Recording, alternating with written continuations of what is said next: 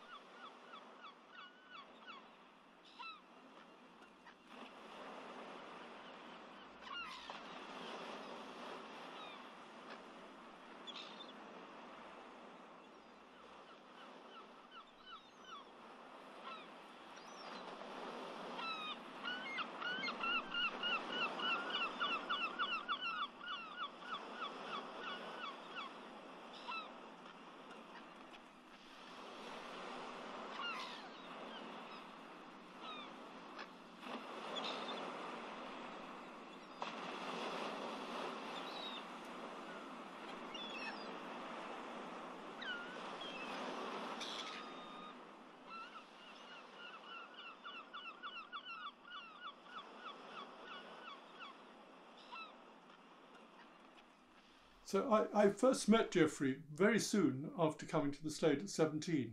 It was probably in my third day there, and I was totally lost. And Jeffrey definitely fulfilled, not just for me, but for lots of people, I think, over many years, as almost like a motherly function at the Slade. So I liked him for that. I didn't really know his work then. And he was very encouraging. So one felt a bit of love for him in some way. He was a lovable figure. Then I went to a show of his, I can't remember what year that was, the Serpentine show, where he wasn't the only artist there, but he was one of 4 artists, I think. And they had some of his very best paintings, including the one that you own, Michael, which I think is among his very best paintings. And it really smote me. I mean, I was really stricken by it. I felt suddenly it wasn't an arbitrary thing. I could really identify with him.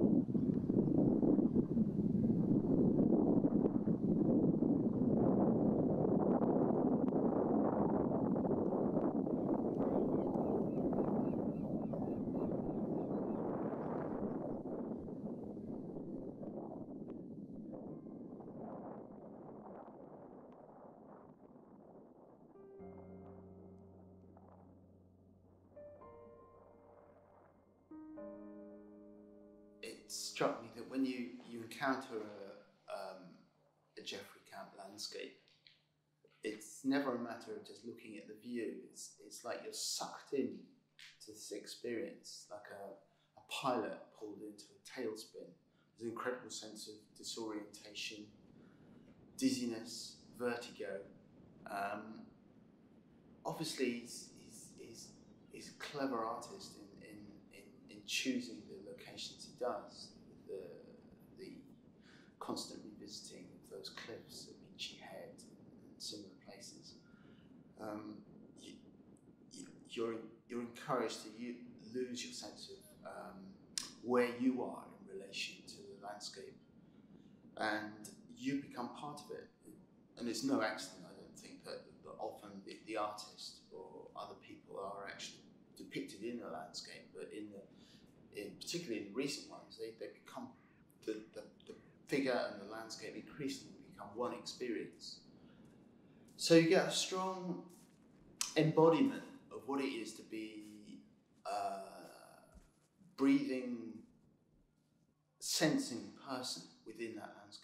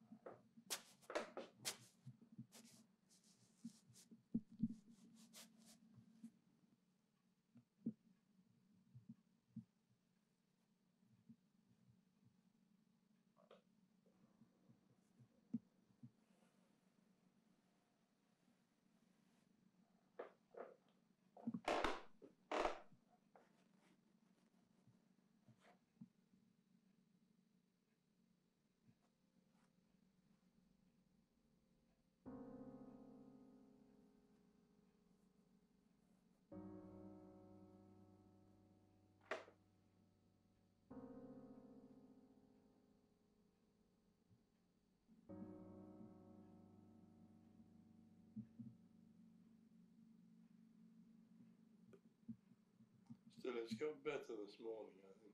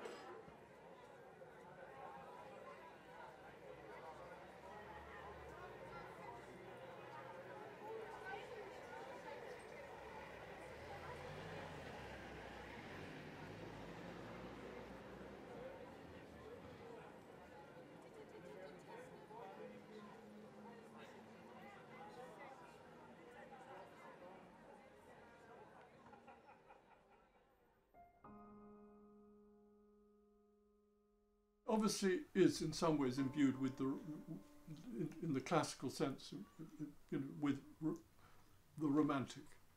I mean, there is a romance in Jeffrey's work, and I would say Wordsworth comes sometimes to mind, and that wonderful phrase of Wordsworth, "the pleasure that there is in life itself," is often what I feel with Jeffrey.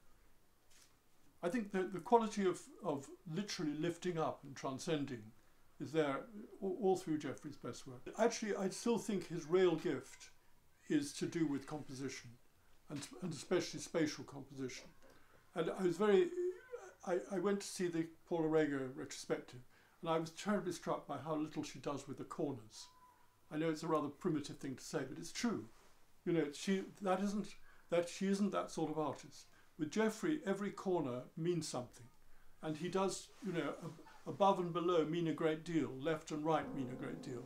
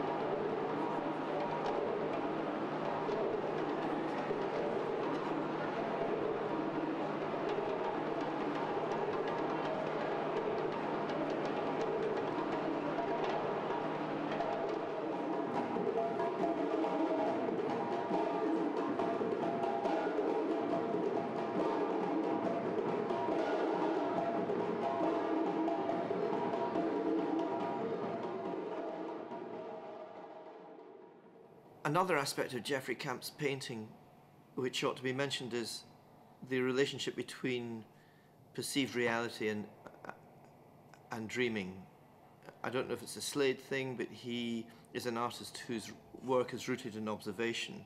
But the paintings are, people are levitating and flying, and there are juxtapositions which couldn't happen in real life. And some painters have to work from observation and can only paint what's before them, in the manner of Lucian Freud or Frank Auerbach.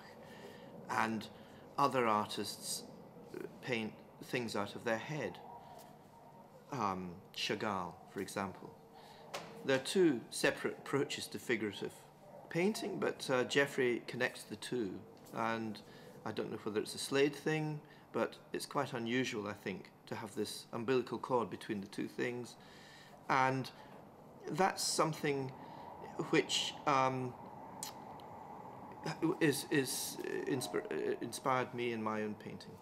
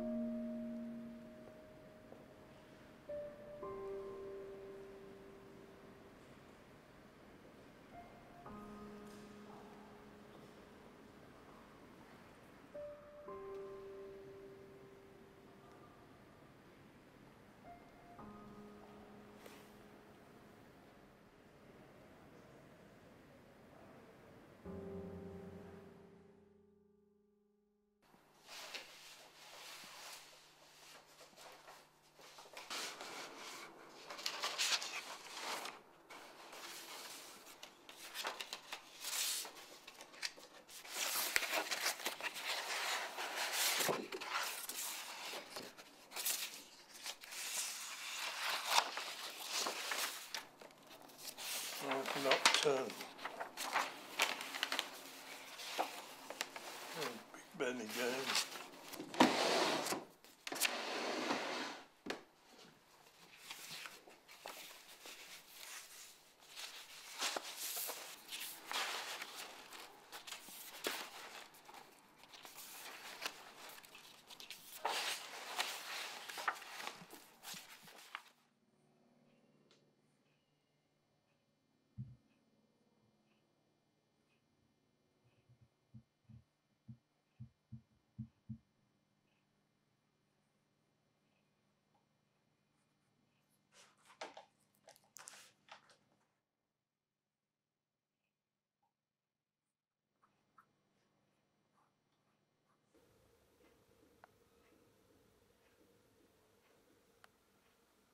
Or I remember Jeffrey saying to me, "Oh, Miles tells me he's really happy. He's got the model coming today." And it was said, as if, Miles being pleased that he's got the model coming was kind of just a joke, because Jeffrey had kind of ceased to need that kind of, here's the model, we'll make sure she's in the right position, he or she, and then we'll do our painting, looking at the model. Jeffrey wasn't like that. Poetry isn't written like that. This kind of idea that actually, sitting in front of a model and staring at it isn't actually going to help you to write poetry or paint poetry, which I think Jeffrey kind of proves really in his art. There aren't many people who can do it, but Bonnard could do it. Not very many, I suppose. And I think he wants the world to be easy. He doesn't want the world to be kind of difficult. I mean, there were people in the 60s, there were people whose art was, for example, an art of complaint. And Jeffrey's art isn't an art of complaint, it's an art of celebration and an art of joy. What was the word that you used, Michael? What's the word that you use? Effortlessness? Effortless, yes, exactly. And that's part of it. Those pretty lovers.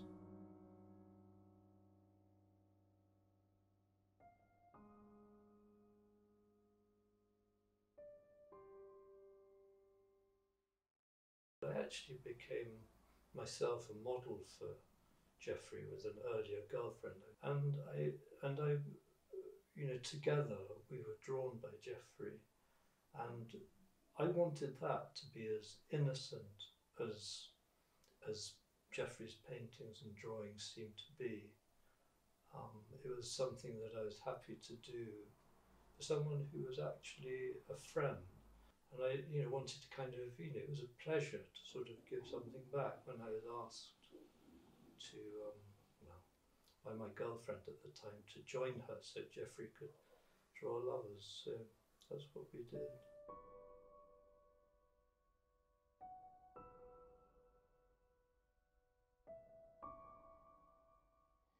In those days, if you wanted sex painting or to have sex in paintings, it was Alan Jones, really, and not much else. Here was every pop song singing about sex and love, and all these years after Aubrey Beardsley, here was pop art referencing advertising, but leaving out the sex.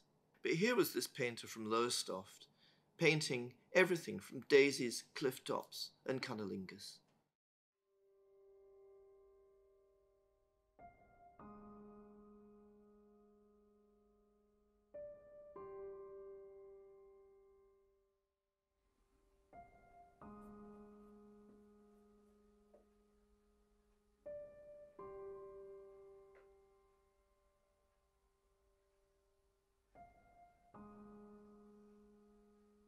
I was very impressed by the Jerwood show, 4 years ago? And I thought that was very well, probably better selected than the Royal Academy show, actually, and got across the true visionary character of Jeffrey Camp. I don't think he was really the painter of everyday life that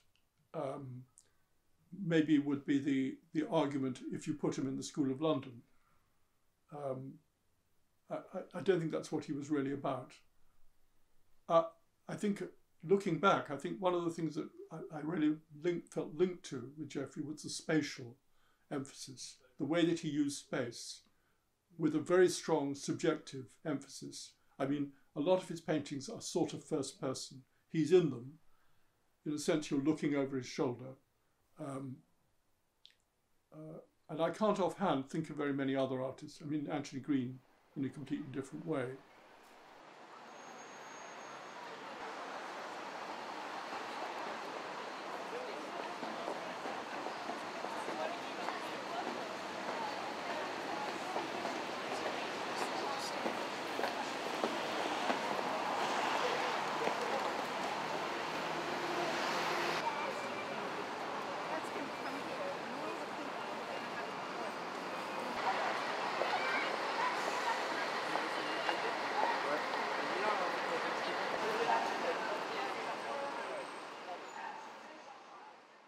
And he could be very amusing about his own background. I mean, looking back, I can see that he didn't tell me much really, but he would say things like, if you want to avoid the art world, you should go to Lowestoft. You can't get much further away than that. So, you know, he gave one a sense of his remoteness from it all, which I think, again, was valuable because here he was, somehow having found an odd niche in the art world, but without succumbing to the things one didn't like about it all.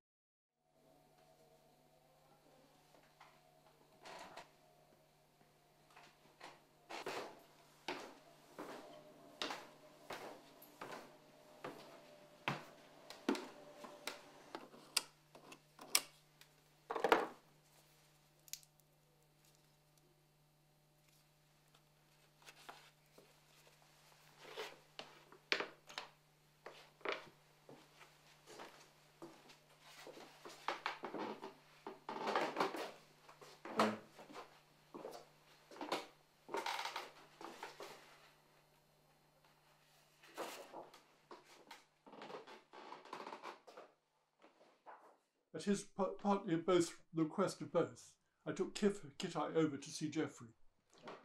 And Kitai originally had not included him in the human clay because, as he put it, Kitai put it, he thought that Jeffrey at that point, he'd slightly underestimated him as a sort of what he called a journeyman artist.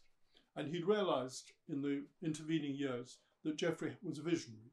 But he said he not just a visionary, but what he called an English eccentric.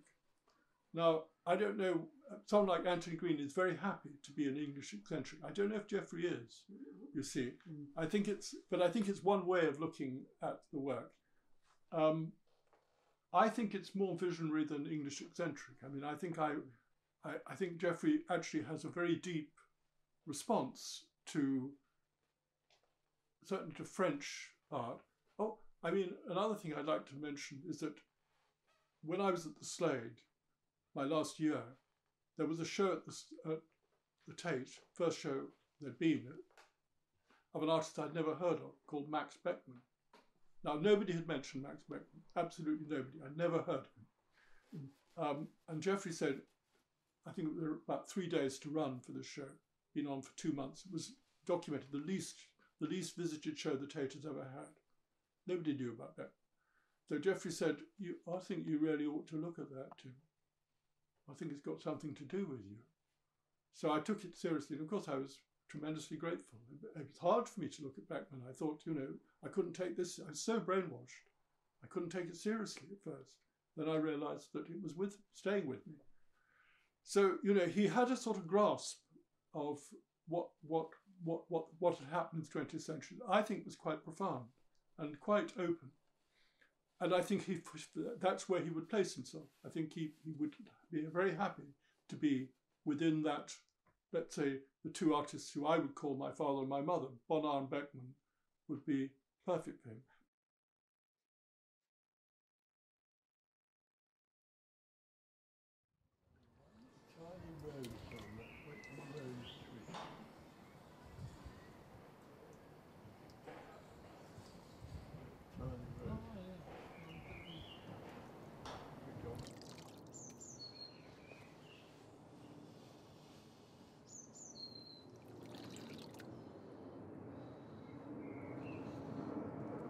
It's going to be a real thick sort of. Yeah, I was going to clear out the sun.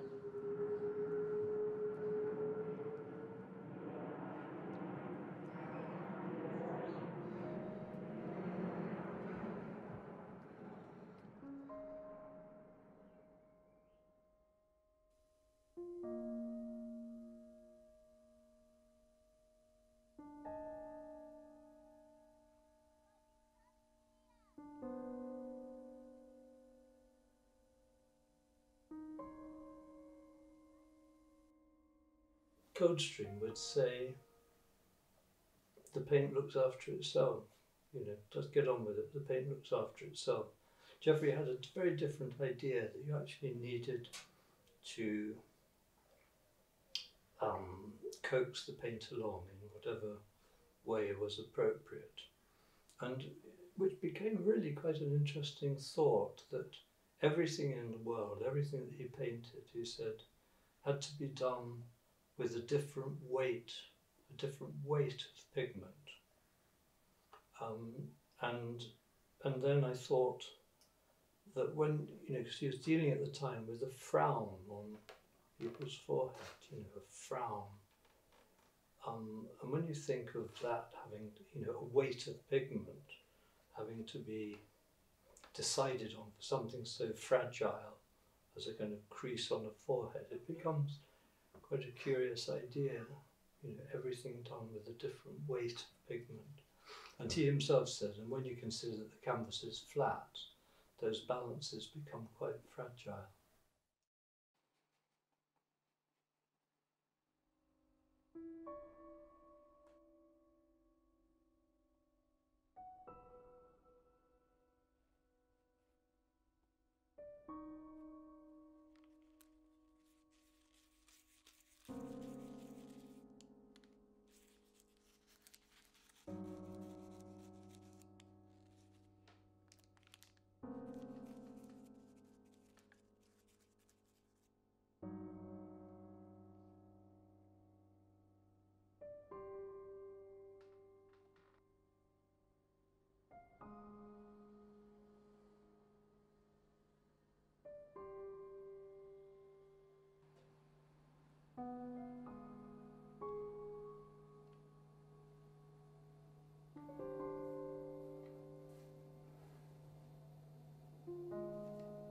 Poly down there, and astrological.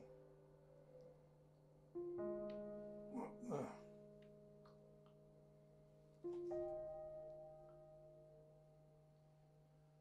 And who have we hidden behind here?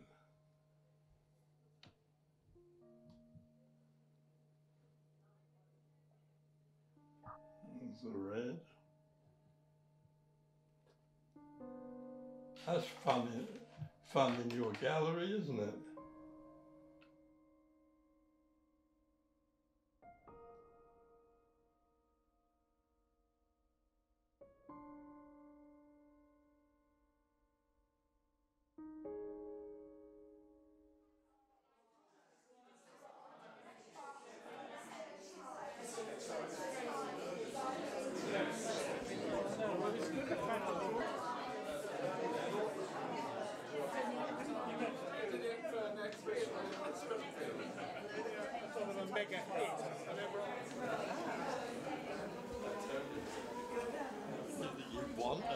No, but you actually gave it to me at the time.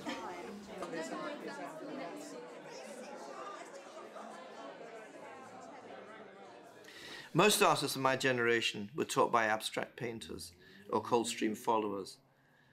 The pop artists were too famous to teach. And I can't imagine emerging from art school to the London art world without containing Jeffery Camp.